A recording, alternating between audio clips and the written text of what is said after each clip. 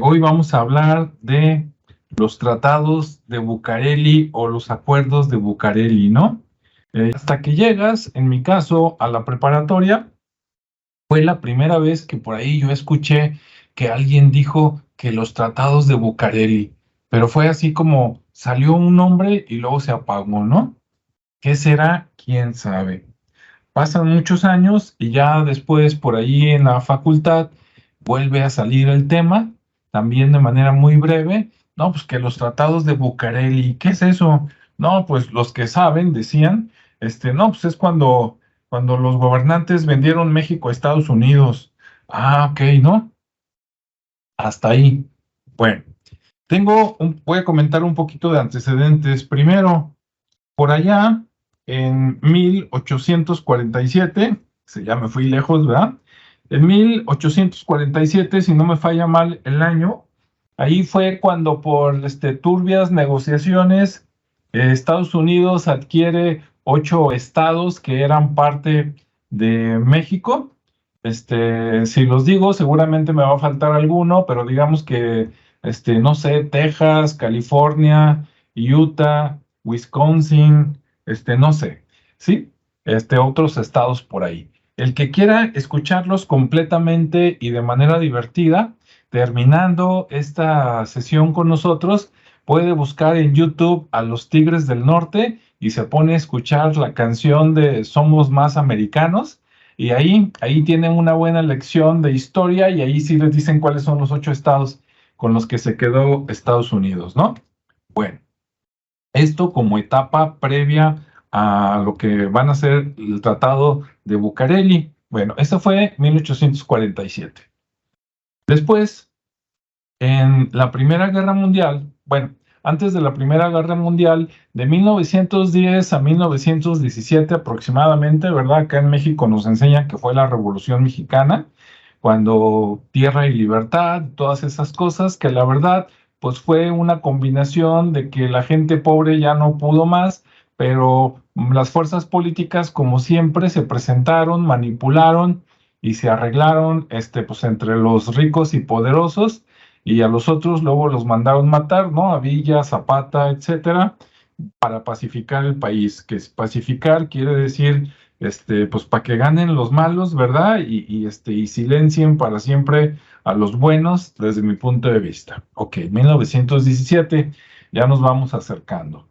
En 1917, de todas maneras, de 1917 a 1925-30 aproximadamente, pues todavía estaba reciente la Revolución Mexicana, algunas personas que participaron todavía estaban vivos, algunos los mandaron matar, ¿no? Así como en las películas de Elliot Ness, de si queremos sobrevivir nosotros, tienes que matar a este y aquel, en tal estado de la República, etcétera, ¿no? O comprarlo o callarlo para siempre.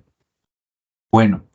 En 1920, por ahí, creo que llega el presidente Álvaro Obregón a México, y pues bueno, ya es presidente, no sé, desconozco su vida, pero llega a ser presidente, ¿no? En 1923, Estados Unidos no reconoce a Álvaro Obregón como presidente de México. ¿Y eso qué tiene que ver? Ah, es como ahorita, ¿no? En el siglo XXI, cuando Estados Unidos desconoce a un país o un gobernante, después arma toda su pandilla, ¿no? Ahora a través de la OTAN, la ONU y todo eso, y no le hagan caso, no le compren, como que dice, friéguenlo, tísnenlo, etcétera, etcétera, ¿no? Hasta que o se queda como un país pobre que tiene que sobrevivir con sus propios recursos, que no está tan mal la idea, nada más al principio hay mucho sufrimiento, o se alinea a los intereses de Estados Unidos, ¿no? Entre otros. Y acá, pues precisamente esa fue, ¿no? Los tratados de Bucareli o los tratados de Obregón, fue unos tratados donde, pues prácticamente Álvaro Obregón, para tener el apoyo de Estados Unidos, ¿no? Y con eso que pues lo reconocieran como el presidente de México en todo el mundo occidente, pues tuvo unas reuniones secretas en la Ciudad de México, por ahí no sé, edificio, Palacio Federal o algo, y se llama el Tratado de Bucareli porque fue en un edificio que está en la calle de Bucareli en el número 85, ¿no? Entonces, digamos que más o menos como que se vendió parte de la soberanía nacional a cambio de espaldarazo, ¿no? O sea, pedimos permiso a gente más mala, más poderosa y más corrupta para que reconocieran a un grupo más o menos similar, pero de mucha menor fuerza política y bélica, para que gobernara este país, ¿no? Claro, esas son mis palabras, no voy a comprometer a mis compañeros.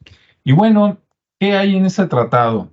Ok, lo interesante es que aunque se firmó en aquellos tiempos, aquí dice que por mucho tiempo, eh, pues fue secreto, pero que poco a poco ha ido saliendo, ¿no? De hecho, dicen que México, o por lo menos donde yo leí, dijeron que nunca publicó de qué se trató la cosa, pero Estados Unidos sí, pues ellos no les daba pena, ¿verdad? Son los que ganaron.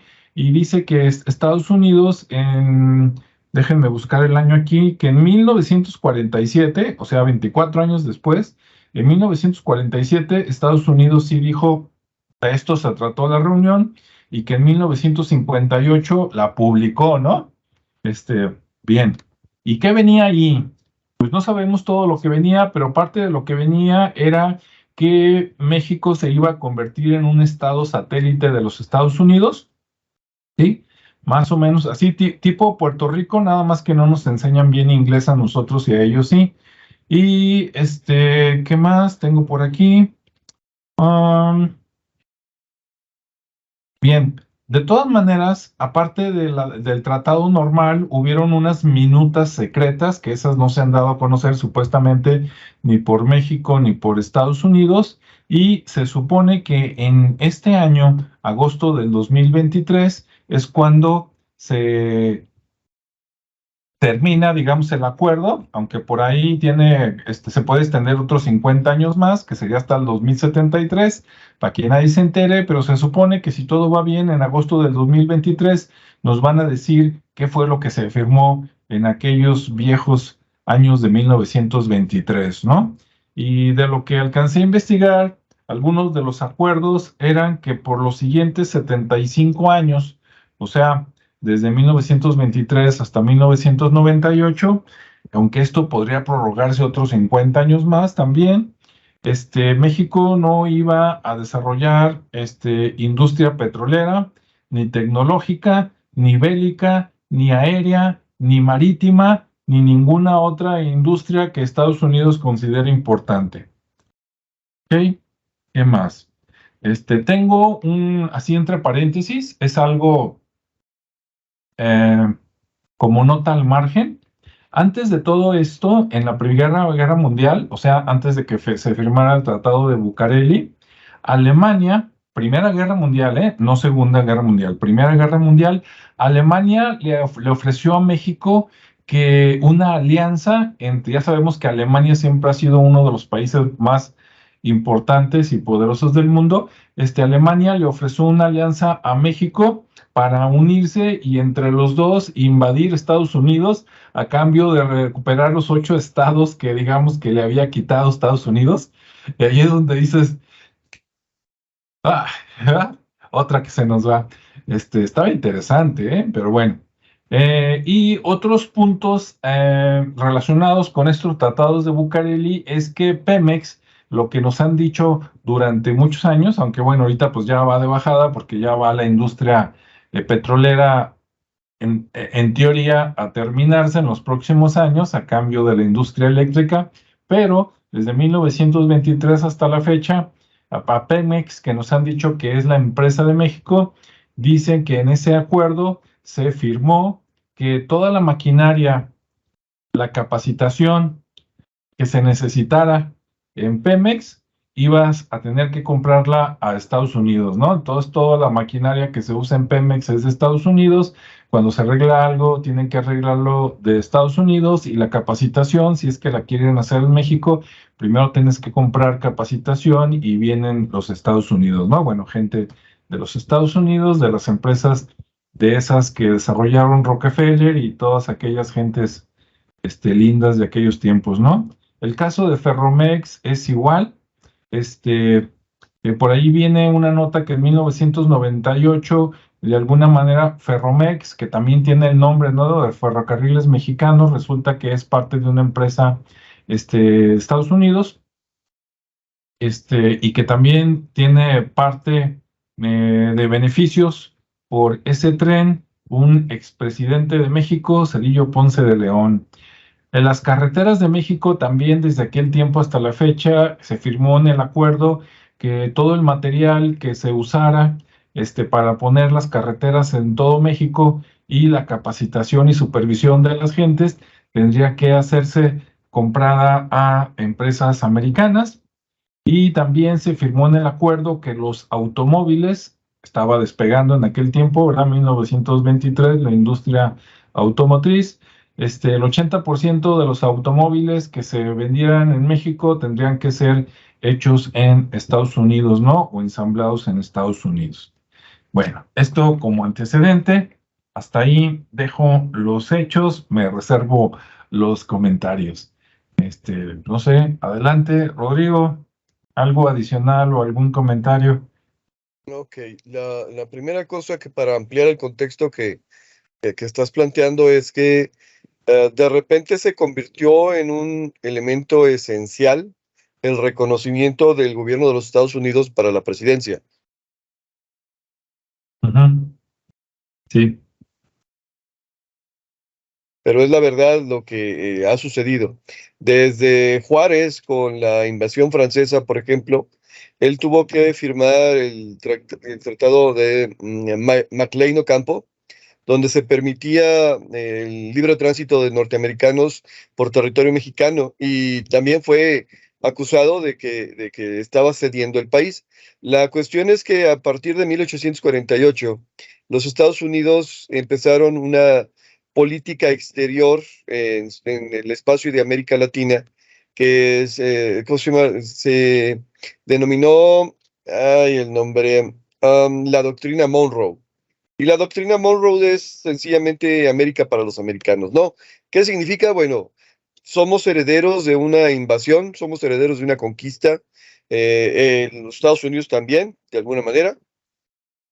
En todos los países americanos somos el resultado de la invasión de un país más poderoso y con mejores condiciones bélicas, no de vida, pero sí bélicas, al continente. Moraleja, cuando por fin se dieron las independencias y las revoluciones y todo lo que provocó el deslindamiento de las responsabilidades de las coronas europeas, pues no necesariamente se deslindó de la dependencia económica. En otras palabras, por ejemplo, la plata mexicana, bien, ya era mexicana, pero se tenía que comerciar a través de algún canal. Y en ese sentido, por ejemplo, España ya tenía hecho el camino. Así que lo único que pasó fue que hubo más postores. Estados Unidos, Gran Bretaña, Francia, ya podían participar en el proceso. Antes nada más era para los españoles. Resulta pues entonces que México siempre ha sido el cuerno de la abundancia, ya lo he dicho, que es la abundancia para pocos y el cuerno para todos los demás. Y resulta que, ¿cómo se llama? Ha habido diferentes momentos en la historia donde se han tenido que recurrir a ayudas externas para poder mantener el orden, digámoslo así, el orden establecido. Por un lado, insisto, el tratado de Maclean Ocampo, pero luego, ¿cómo se llama? Se dan diferentes procesos, se dan diferentes elementos en la historia. Juárez tiene que ceder en este tratado y luego Porfirio Díaz, que de alguna manera consigue de una forma hegemónica el control y el dominio del país a través de ciertas familias en diferentes estados, pues también, y entonces tiene que establecer una política de comercio interior y de comercio exterior, dando privilegios a ciertas personas y quitándoselos a todo lo demás. ¿Qué admiraba entonces Porfirio Díaz, por ejemplo, antes de la revolución? Admiraba el desarrollo que había alcanzado algunos países de Europa, específicamente Francia, específicamente Prusia, por ejemplo, que él los veía muy ordenados, que él los veía muy civilizados, que él los veía como algo que él quisiera para nuestro país, para México. Y entonces abre una política de comercio exterior y básicamente la política de comercio exterior es vengan para acá, tráiganse su capital, enséñenos, tráiganse la tecnología para que los mexicanos empecemos a avanzar. De hecho, a nivel, ¿cómo se llama? Personas todavía habla de que sí, efectivamente, durante el periodo del Porfiriato, hubo un avance tecnológico en nuestro país increíble. Digo, Porfirio Díaz fue el que impulsó la creación de los ferrocarriles a nivel nacional. Claro, los ferrocarriles eran extranjeros, eran concesionados y bueno, hasta donde sabemos, los beneficios y dividendos realmente iban a dar a otro país, pero efectivamente se abrieron vías de comunicación, lo que permitió crear y unificar al país. Pasa la revolución, quitar al que está en el poder, porque ya se ha quedado demasiado tiempo, porque se han privilegiado los mismos siempre. Viene la revolución iniciada, originalmente por la clase media alta o por la clase alta, porque dicen, a ver, nosotros también tenemos derecho al acceso al poder. Y posteriormente se une, ¿cómo se llama? El vulgo, la populata, para poder mantener las guerras. Entonces, de alguna manera, la guerra se hace literalmente nacional y participan todos, algunos como observadores, otros como participantes directos, algunos como víctimas, pero durante ese proceso diferentes presidentes intentan en algún momento afiliarse a un país que les pueda legitimar, o sea, darle legitimidad externa en este caso, para poder decir somos los verdaderos presidentes de México. Bien, durante todo ese proceso, por ejemplo, Madero tiene su intervención, Victoriano Huerta tiene su intervención, y luego viene un periodo por ahí con diferentes personajes que de alguna manera están buscando acomodarse en el poder, y luego se viene el literal enfrentamiento entre los revolucionarios ricos y los revolucionarios pobres. En otras palabras, entre Pancho Villa y Emiliano Zapata por el lado de los pobres y Venustiano Carranza por el lado de los ricos. Y unos controlan una parte del país, otros controlan la otra parte del país, y los dos están buscando ganar y legitimarse. Pancho Villa no tiene buenas relaciones con Estados Unidos. Pancho Villa tiene la fama de haber sido el único, la única persona, no creo que sea si el único, pero bueno, la única persona que ha incursionado dentro del territorio de los Estados Unidos y ha salido impune, así que no lo quieren mucho, pues. Y en ese sentido, lo que de alguna manera se está haciendo es, se está tratando de imponer la voluntad de los desposeídos. Y por otro lado, Venustiano Carranza, que es más un gobernador, que bueno, era gobernador, y que de alguna manera está buscando acomodarse en posiciones especiales, pues lo que busca es ser reconocido como presidente, porque además de todo tiene las herramientas diplomáticas y políticas para poderlo hacer. Bajo estas condiciones termina la guerra en 1920, la Revolución Mexicana, con el asesinato de Venustiano Carranza, y bueno, se decide formar una tregua interna, y dentro de esa tregua interna queda Álvaro Obregón como presidente de nuestro país. Como fruto, caray, creo que ya me quedé solo aquí, como fruto de las negociaciones correspondientes a la revolución y del resultado de la lucha política, económica y real que se dio en la revolución, se toma en cuenta el artículo 27 de la Constitución Mexicana de 1917, donde se establece que las tierras y todo lo que corresponda a lo que esté colocado dentro del territorio nacional, en tierras, en aguas y en costas, pues pertenece a la nación y por lo tanto al Estado. Y el Estado es el que tiene que regular su explotación. Y en estas condiciones es donde se da esta situación del Tratado de Bucareli, que los gringos dicen, nosotros tenemos un montón de petroleras que habían descubierto, entre comillas, descubierto, en el tiempo en que se les dieron permiso de pasar acá por Juárez, y ya se habían instalado como empresas, y dice, a ver, y lo que me estás diciendo es que con tu artículo 27 me vas a quitar a las petroleras, me vas a decir que el petróleo es tuyo, y todo lo que yo invertí en esta petrolera, ¿quién me lo va a pagar? Y entonces empiezan a presionar al gobierno mexicano, en este caso al presidente, y le dicen, oye, lo que puedes hacer para no perjudicarnos y para poderte reconocer otra vez, legitimar como gobierno, es que hagas que eh, nuevo artículo de la revolución, de la revolución, no, de la Constitución, no sea retroactivo. Quiere decir que se empiece a aplicar a partir de ahora y que lo que ya estaba antes no se aplique, pero nada más para empresas norteamericanas. O sea, sí aplícalo para las petroleras que eran británicas, o aplícalo para las petroleras que eran, ¿cómo se llama?, francesas o de cualquier otro país, pero no para las norteamericanas. Y de esa manera te vamos a ayudar y te vamos a, ¿cómo se llama?, reconocer como presidente legítimo del país. Cómo se ocupaba, o él creía que se ocupaba inversión extranjera para poder reactivar la economía del país, porque pues el país estaba desgastado por la revolución, por la guerra interna. Pues dice, pues órale, está bien. Y así es como surgen estos tratados de Bucareli. Debían ser renovados, o sea, debían ser firmados posteriormente, y no fueron firmados, lo que en teoría daría como resultado que ya no estuvieran aplicables, pero pues una cosa es lo que se dice y como dices tú, hay otra parte secreta por ahí. Ok, le paso, creo, no, espero haberle dejado algo, Ricardo. No sé, le paso la bolita. Muy bien, gracias. Pues bueno, ¿qué más podemos decir del Tratado de Bucareli, no? Para mí, desde el punto de vista de lo que hemos ya escuchado y de lo que se ha leído por ahí, pues más que nada son como los términos y condiciones, ¿no? Viéndolos en un término más actual de negocio, un términos y condiciones respecto al- a lo que México puede hacer con sus propios recursos, eh, que Estados Unidos le permite, ¿no? Entonces ok, tenemos este territorio, tenemos todo esto, hablando de esa manera, y pues las compañías petroleras, empezando por ahí, que fueron de los primeros intereses que vio Estados Unidos en México, por territorio, y que por eso se adquirieron esas tierras precisamente. Y luego el tema de la explotación, ¿no? La explotación del petróleo, el uso del petróleo en todo el país. Y bueno, para mí es como ese tema de términos y condiciones. Y bueno, ahí hay otras situaciones que voy a tratar de resumir o mencionarlas para que sea un poquito más que den un poco más de información, ¿no? Eh,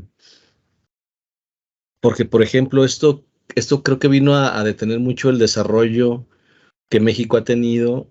Como bien hablábamos la vez pasada de los inventores y de todo lo que México ha producido en cuanto a ideas y ha aportado al mundo, pero también esto, pues, de alguna manera detiene su desarrollo, ¿no? Por ejemplo, en la fabricación de aviones, en el tema de la maquinaria o de la industria con maquinaria pesada, o y bueno, de alguna manera dices, pues se hizo una revolución, pero ¿de qué manera nos vino a ayudar la revolución, no? Porque al final de cuentas, pues sí, llegamos a obtener nuestra propia soberanía, pero luego encontramos a que tuvimos que hacer algunos convenios que nos limitaron y que otros fueron los que aprovecharon tanto la tecnología como el territorio, los recursos. Y entonces, por eso digo, se hizo una cuestión de términos y condiciones para poder hacer un negocio donde el beneficiado es Estados Unidos y el que otorga o el proveedor se convierte en el país mexicano, ¿no? Entonces, bueno, esto viene a ser como un tratado donde se somete o se impone este, a México para darle mucho beneficio a Estados Unidos. Y es por eso que, bueno, yo pienso que se detuvo ese desarrollo, ¿no? Eh, ¿Qué otra cosa podría comentarles respecto a eso? ¿Qué es lo que más puede estar afectando? Permítanme, es que sí estoy tratando de rescatar lo que ya sé, lo que no se ha mencionado. Después de todo eso del Tratado de Bucareli, pues se siguen haciendo regulaciones, ¿no? Se siguen haciendo relaciones tras bambalina y siempre con la moderación del país americano o el país del norte, porque finalmente todos somos América en este caso, y se empiezan a generar otros acuerdos, es decir, el Tratado de Bucareli tiene una fecha que ya se mencionó que es en este año, y, y tiene una vigencia, pero también hay otros tratados que se llegaron digamos, a crear, ¿no? Como el de la cooperación de cooperación cultural, educativa y científica, que se firma en el 76 y cuyo objetivo es fomentar la colaboración entre México y Estados Unidos para el ámbito de la cultura y la educación y la ciencia. Pero vuelvo a lo mismo, o sea, es un tema de términos y condiciones, ¿no? Vamos a hacer este tratado, pero con estas condiciones para que funcione de esta manera y yo pueda obtener un mayor beneficio y tú de alguna manera residualmente o colateralmente vas a verte afectado con lo que yo esté generando. Los acuerdos de promoción y protección recíproca de inversiones, que vuelvo a lo mismo, este fue en el 94, pero pues ahí es donde se empieza a fomentar la inversión y el comercio extranjero, y obviamente ahí es cuando empieza a ya intervenir un poquito más el tema del comercio exterior, y obviamente Estados Unidos dice, ok, yo me voy a beneficiar, pero tú vas a hacer todo, solamente me vas a enviar, todas las exportaciones van a ser para mí, ¿no? Entonces va a seleccionar los productos, el tipo de producto y la mejor calidad. En el tema de la asistencia jurídica, pues también hay un tratado firmado que precisamente se llama Tratado de Asistencia Jurídica Mutua, y también establece un marco de cooperación entre Estados Unidos, la asistencia jurídica, casos de delitos, crímenes internacionales, el de libre comercio, que posteriormente se vuelve a renovar, y en este caso en el 2000 es un acuerdo entre la cooperación entre México y la Unión Europea, y otro acuerdo sobre el transporte aéreo en el 2002, que bueno, tienen una intención muy, muy específica, que como bien dicen, son acuerdos, pero la realidad es que son acuerdos en dos sentidos, ¿no? El acuerdo digamos que para la gente, para que la conozca, y el acuerdo que está atrás, ¿no? Es una doble lectura de los acuerdos que se han manejado con Estados Unidos, y que eso permite pues que sigan siendo unos pues que tengan mayor provecho, pues no iba a decir aprovechados, pero bueno, al final de cuentas así está sucediendo. Y bueno, ha habido más dentro del contexto del Tratado de Bucareli. También se trataban aspectos de los derechos de los trabajadores, donde había disposiciones de protección para los trabajadores mexicanos en las empresas americanas, que al final de cuentas, pues, tal vez en algún momento sí se aplicaron, pero pues la realidad es que después solamente que en ciertos tipos de trabajo que no querían hacer los estadounidenses, pues ahí es donde se permitía, ¿no?, la mano de obra mexicana. Y por eso es que ahorita, digamos que hay mucha dependencia de la mano de obra, y no necesariamente mexicana. Decimos mexicana porque pues es el vecino del norte o del sur para ellos, pero ya ahora sí que es de todos los países se da esta, digamos que este fenómeno, ¿no?, de la mano de obra de todo el mundo en Estados Unidos, y que son unos dependientes ya de los que son extranjeros para ellos. Y ¿qué más? Es que prácticamente dijeron todo. El tratado no es tan extenso como se pareciera, pero sí tiene un contexto muy claro, ¿no? La entrega de concesiones territoriales, activos, costas, todo eso. El permitir, por ejemplo, que la policía, en este caso la CIA y el FBI, o todo el tema de antiterrorismo, también tenga injerencia en México como temas regulatorios o migratorios. Entonces ellos también permiten, ¿no? Porque incluso Estados Unidos se menciona que se considera como la policía del mundo, ¿no? Entonces siempre han marcado, oye, pues vamos a generar tratados para mantener una sana relación comercial, social, pero también atrás, el funcionamiento va a ser así, ¿no? Yo lo que necesite lo vamos a manejar así, me vas a permitir que mi gente pueda entrar en tu territorio como si fuera el propio, y tener pase libre, ¿no? Entonces, sí hay básicamente ese tratado considera todos esos aspectos, ¿no? De los que están públicos y los que están ahora sí que atrás. Y que todos los presidentes pues lo conocen y están y nada más continúan con el permiso pues de esto, ¿no? Básicamente creo que es lo que puedo compartirles después de ya del contexto grande que dieron, que fue la parte histórica, que en teoría este tratado se dio, pero que al final de cuentas no tiene efecto, aun cuando se dice que tiene una vigencia, no recuerdo si comentaste, Rodrigo, en agosto o algo así de este año, pero que supuestamente no tiene ningún efecto, pero la realidad es que se sigue manteniendo y es como una ley no escrita o como, mejor dicho, como digamos que como algo que como el secreto a voces, ¿no? Entonces es parte de ese dicho, este tratado. Entonces, no sé si gusten seguir comentando algo más o lo dejamos por aquí en este momento, pero sí, ese es esa es mi opinión respecto a este tema. Muy bien, pues muchas gracias, Ricardo, Rodrigo. Y bueno, de mi parte, la parte anterior fueron los hechos. Ahora van los sentimientos y las opiniones, ¿no? Aquí es donde a lo mejor le edito, ya en la versión editada, me autocensuro yo solo, para que no me censure YouTube. Y bueno, las cosas malas, ¿verdad? Que, bueno, primero, aclarando, siempre que decimos Estados Unidos y México, nos referimos, o por lo menos yo, a el gobierno de los Estados Unidos, o sea, the USA government y el gobierno mexicano. Sí, porque luego no vayan a sentir de que las personas que viven en Texas, se sientan mal, o los que están acá en México. No, yo creo que de los dos países y de todos los países en el mundo, la mayoría de la gente es gente buena, que le gusta vivir en paz y que no le importa si su vecino es blanco, negro, azul, amarillo, rojo, verde, o qué onda, ¿verdad? Nada más que sea buen vecino, que le guste jalar para adelante y todo, ¿no? Pero a nivel gobierno, pues ahí al gobierno mexicano, lo chamaquearon, ¿no? Como dicen acá, le metieron el paraguas y se lo abrieron adentro, ¿ya? El que entendió, entendió, y el que no, ni modo.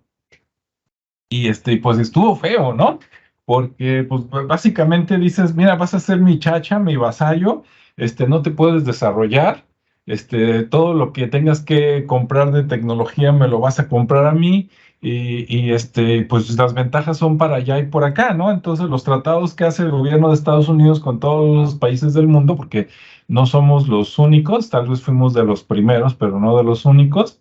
Después se ensartaron a toda América Latina, ¿verdad? Y si no, vean cómo están todos los países. A cada uno de ellos les aplicaron su versión del Tratado de Bucareli, ya sea de manera explícita o implícita, y pues así nos tienen, ¿no? Entonces, bueno, vamos a ver hasta cuándo, ¿verdad? Ahorita que se están tambaleando los países y que están cambiando las polaridades, aunque dicen por ahí, el hecho de que cambiemos de país poderoso, por ejemplo, de Estados Unidos en un futuro por China, ¿verdad? O Rusia, el hecho de cambiar de diablo a lo mejor nos deja en el mismo infierno, ¿no? Pero, pero bueno, vamos a ver qué pasa en un futuro, ¿no? Pero es uno de los ejemplos.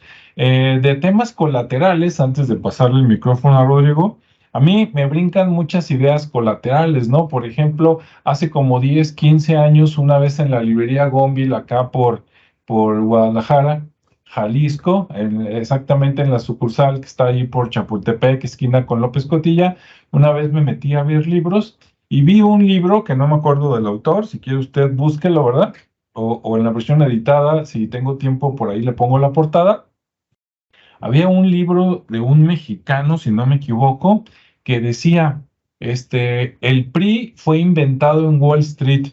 Entonces, si nos remontamos a este tratado de Bucareli, de que es de los años 20, de principios, y si la memoria no me falla, si me falla ya ni modo, creo que los partidos políticos y sobre todo el Partido Revolucionario Institucional, creo que se creó en los 30. Entonces, no me queda la duda si alguien me dice, ¿verdad?, que en lugar de que sea idea de los mexicanos, los partidos, pues fue acuerdo, imposición o tratado, y que venía a lo mejor hasta en el tratado de Bucareli, ¿no? Entonces, ese libro que alguna vez vi, creo que está conectado con todo esto, o a lo mejor es la fase 2, ¿verdad? Entonces, les recomiendo que busquen por ahí. El libro se llama algo así como el PRI fue fabricado en Wall Street o algo así, ¿no? Entonces, está muy bueno. Bien. Adelante, Rodrigo. Ok, como dices tú, vamos con las opiniones. Yo soy profesor de una escuela y sería tonto pensar que tengo un jefe, en el sentido pues de que, ok, si hay una persona que cumple las funciones de ser mi jefe, le voy a poner nombre, le vamos a poner director, pero ese director tiene un jefe. Ese director Ujú. tiene o responde a un sistema de educación media porque trabaja en bachillerato. Y luego ese director del sistema de educación media responde a un rector porque trabaja en la Universidad de Guadalajara. Y luego esa Universidad de Guadalajara responde a un jefe externo que se llama Secretaría de Educación. Y esa Secretaría de Educación responde a un jefe que se llama Poder Ejecutivo de... Ok, vamos por ahí. Y luego tenemos la idea equivocada de que el presidente no obedece a nadie. Ok, pues primero, para ser Ujú. presidente tuvo que hacer promesas, así que obedece a un montón de personas. Las mejores pruebas las pueden ver en los noticieros y en las críticas de los opositores, así de sencillo. Y todos son iguales, o sea, todos tuvieron que hacer promesas en caso de que llegaran a grupos de poderosos, legales o ilegales, para poder estar ahí. Pero por encima de eso, Eduardo del Río, mejor conocido como Ríos, que era caricaturista y era un crítico social y además una persona que estudiaba bastante, él reconocía que el 15 de septiembre, 16 de septiembre no había nada que celebrar, porque México no es independiente, ¿sí? Y luego, vamos, ¿cómo se llama? Poniéndonos conspiranoicos, México responde a los intereses de Estados Unidos. Estados Unidos, como lo mencionaste, es la policía del mundo. Moraleja, la policía es parte de la servidumbre de la gente rica de otro lado. Y luego Estados Unidos responde a los intereses de grupos de poder que vienen de Europa. Y luego esos grupos de poder responden a los intereses de ok, de personas particulares o familias o grupos específicos de Europa. O sea, moraleja, a la hora de que un presidente de repente tiene la buena costumbre de decir mentiras para poder ser electo, de repente hay que ponerse a pensar hasta dónde puede cumplirlo, ¿no? El actual presidente prometió la gasolina no va a subir. Ok, eso significaría que una cantidad mayoritaria de tu presupuesto lo vas a tener que pagar en subvenciones para evitar el incremento de la gasolina, porque el precio de la gasolina no se regula en México. El precio de la gasolina se regula internacionalmente. Por eso se entiende de alguna manera que el presidente haya querido poner refinerías para poder participar en el proceso del precio, pero obviamente gracias a todo lo que estamos mencionando como parte de un desarrollo histórico, pues no lo van a dejar. Así, van a fabricar una refinería y van a gastar dinero a lo tonto, porque en caso de que llegara a funcionar la refinería, ellos mismos se van a encargar de que se descomponga. Así de sencillo. ¿Por qué? Porque hay alguien más a quien estamos siguiendo de alguna manera. Entonces, bueno, la primera situación que es necesario para esto es quitarse la venda de los ojos y decir, México es un país independiente. ¿De dónde? Sí, ¿cómo? De ninguna manera. En efectos más actuales, el Tratado de Libre Comercio que ya terminó tenía capítulos ocultos a los mexicanos. ¿Por qué tendrías que tener capítulos ocultos a los mexicanos? ¿De qué se trataron esos capítulos ocultos como para poder decir, no lo publiques porque me vas a hacer antipopular, porque no van a votar por mí? Pues bien sencillo que es básicamente esto, estamos entregando al país a cambio de que nos permitan seguir comerciando y ser nosotros los beneficiados. El nuevo tratado de libre comercio que se está manejando actualmente y con el cual hay bastantes fricciones porque México está incumpliendo en muchas de ellas, es la misma situación, tiene capítulos ocultos. ¿Por qué? Pues porque sencillamente condicionan, es decir, a ver, es que esta situación se va a manejar de tal manera y como dijo Ricardo, el beneficio lo voy a tener yo, no tú. Ya sé que el Ujú. producto es tuyo, ya sé que la tierra es tuya, ya sé que el resultado es tuyo, pero el beneficio va a ser mío. Algo así, ¿no? Entonces, bueno, quitémonos la venda de los ojos, o sea, nadie es independiente, todos dependemos de alguien más y nos demos cuenta o no nos demos cuenta, así están funcionando las cosas. Bien, primera situación, darnos cuenta. Segunda situación, México necesita de alguna manera todavía de la legitimización. de los presidentes, porque no tenemos un presidente mayoritario. ¿Qué significa? Que un país que tiene 126 millones de personas, de las cuales, no sé, voy a poner si quieren la mitad, en ese sentido serían 150 y 13 son 63 millones de personas, logró en una cifra histórica y récord con menos de la mitad, o sea, como la cuarta parte de los votantes elegir un presidente. Moraleja, es una persona que está representando a la cuarta parte de la población mexicana, lo que significa que no es un presidente legítimo. En ese sentido, no tiene el apoyo de tres cuartas partes del país. Y es un país muy grande, además de todo, y es un país muy diverso, lo hemos mencionado en muchas ocasiones, lo que significa que de alguna manera estos todavía estén buscando ahí besarle los pies a alguien para evitar que vayas a venir y ahí vayas a intervenir, cosa que hizo Estados Unidos durante mucho tiempo con la política del Big Stick, del Gran Garrote. No nos fue tan bien, no nos fue tan mal, pero en Centroamérica se aplicaron la política del Big Stick de una manera tan ruda, tan cruel, que literalmente las empresas norteamericanas que eran subsidiarias del gobierno norteamericano, impusieron tiranos como presidentes, a los que les llaman las repúblicas bananeras, Honduras, El Salvador, todos esos. A ellos sí se las dejaron caer con el peso de la ley, de su largo brazo, ojalá que fuera el brazo. Y ¿cómo se llama? Les pusieron un tirano, les pusieron un presidente que literalmente pisó más al pueblo para poderse beneficiar él. Y a la hora también lo tumbaron. O sea, estamos viviendo una realidad ficticia donde creemos que somos un país independiente. No lo somos, de ninguna manera. Y eso lo podemos ver, por ejemplo, en los últimos avances y desarrollos de la industria tecnológica en México. Cuando terminamos la preparatoria y entramos a la facultad, ninguno de nosotros hubiera pensado decir, a ver, me voy a meter a una empresa aeroespacial. Ahora podemos escuchar en los foros de Cámara de Comercio o de las cámaras aquí en Guadalajara que hay industria aeroespacial en Guadalajara, sí, en Zapopan, aquí en esta zona, pues. Pero lo que no nos dicen es que, pues sí, pero son subsidiarias de empresas norteamericanas. Aquí te van a contratar y te van a pagar un buen sueldo. Definitivamente vas a salir beneficiado porque tienes las características, el conocimiento, la creatividad y todo lo que necesitas. Pero decir, a ver, los resultados de eso van a beneficiar a México, pues definitivamente no. ¿Hay capacidad para crear una industria aeroespacial? Sí, hay conocimiento, hay capital, hay de alguna manera, pero debe estar restringido. De alguna manera están los candados puestos. Yo ya mencioné en alguna ocasión que me tocó vivirlo en carne propia. Mi padre tenía una empresa, la empresa empezó a crecer, empezó a fructificar y a la hora lo bloquearon. Cuando ya creció lo suficiente, lo bloquearon y la compró una empresa norteamericana que era la que tenía miedo de que le quitaran el mercado. En otras palabras, es lo que sucede. Cualquier empresa mexicana que empiece a desarrollarse va a padecer bajo esta política, lo van a bloquear, como dijiste tú, llegan con la pandilla y te bloquean, te niegan el acceso, te hacen quebrar y en el proceso te dicen, pues te lo compro. ¿Por qué? Porque está funcionando. Si no estuviera funcionando, nada más te hacen quebrar.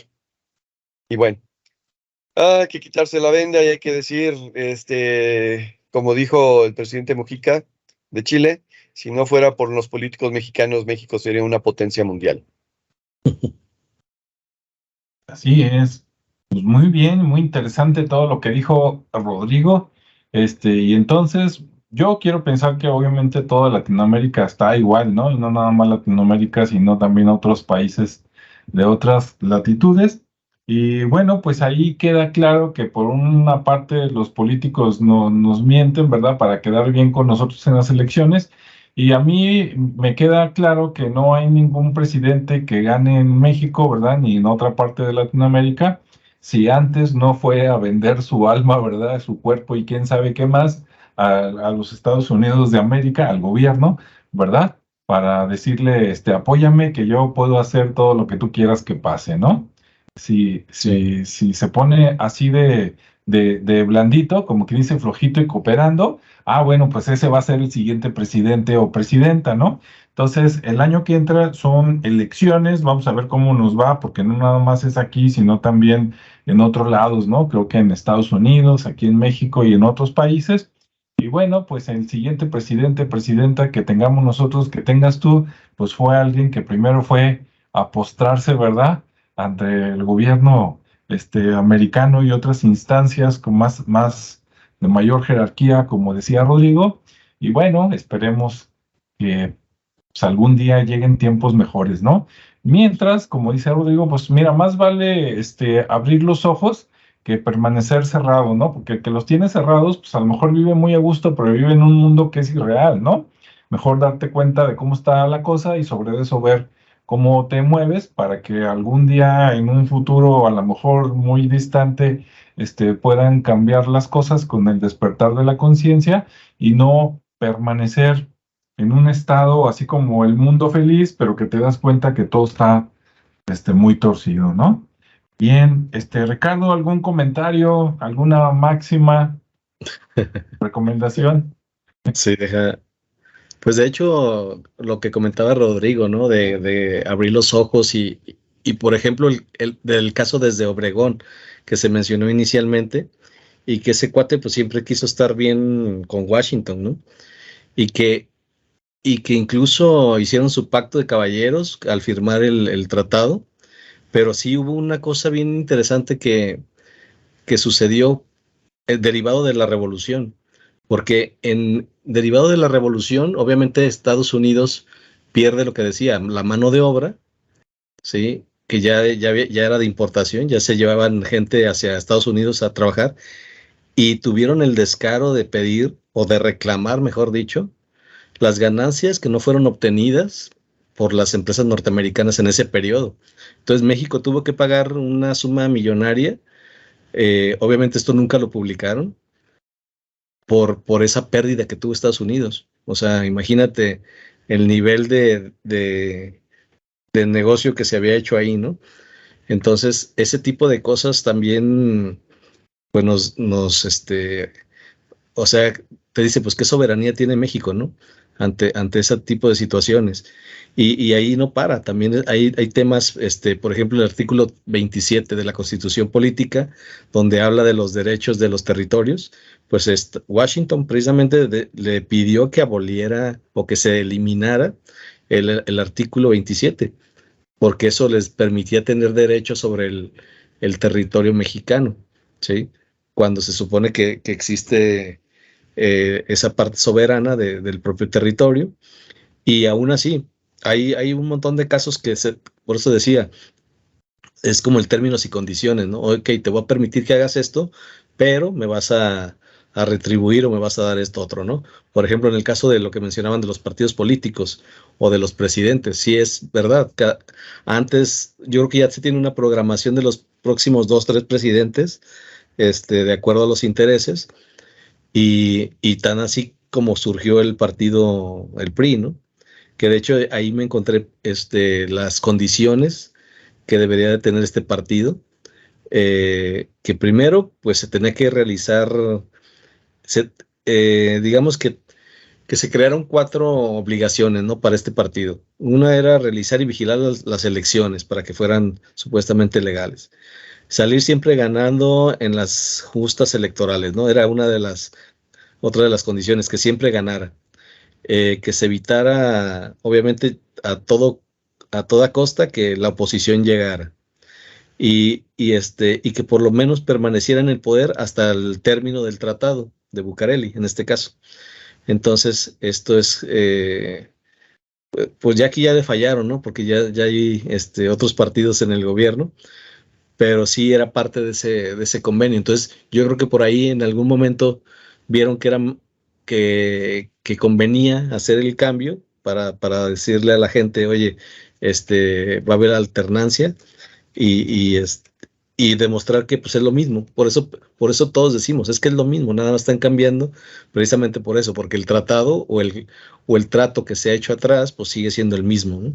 Entonces, por eso no notamos que el cambio de poder pues resulte beneficioso para la gente. Más bien sigue siendo beneficioso para lo que está conveniente, para lo que se trató a espaldas, ¿no? Toda esa conveniencia que tiene, pues ahí está.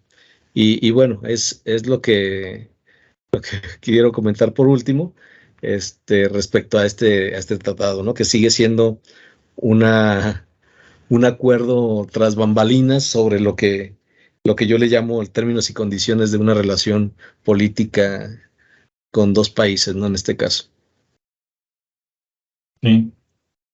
No, y sigue siendo válido, ¿eh? Y no le fallaron, porque la primera parte, recordemos que se podía prorrogar, ¿no? Y de hecho se prorrogó, pero la primera parte se vencía en 1998. En 1998, Estados Unidos, como ellos cambian de presidente cada 4 años, para ellos fue año electoral. Yo creo que por eso lo calcularon así.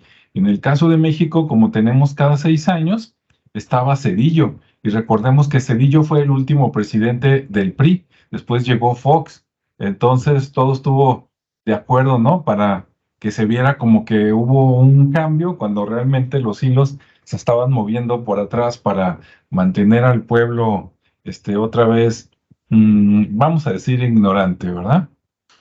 Muy bien, Y, perdón, dos cosas. La primera de ellas, Estados Unidos nada más no se pudo meter con tanta injerencia en Argentina, porque Argentina no lo aceptó y porque Inglaterra tenía muchos intereses allá, cosas que posteriormente se perdieron porque Inglaterra se quería quedar con las islas que al final se las quedó, pero bueno, básicamente le quedaba muy lejos y la presencia de Inglaterra no lo dejó meterse por allá.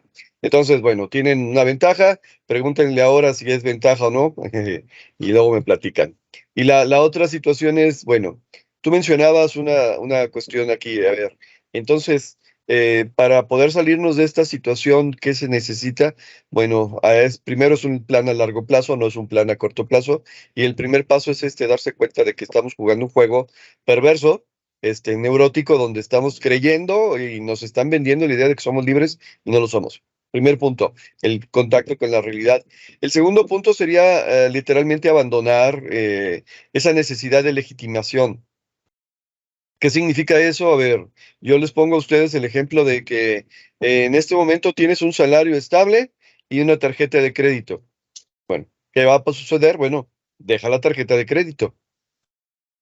¿Por qué? Pues porque sencillamente estás trabajando con cosas que no son tuyas, que sí tienes poder adquisitivo para poderlas conseguir a corto, mediano, a largo plazo, pero en este momento no son tuyas. Estás trabajando con dinero ajeno y eso te va a generar más deuda y te va a tener encadenado esta situación.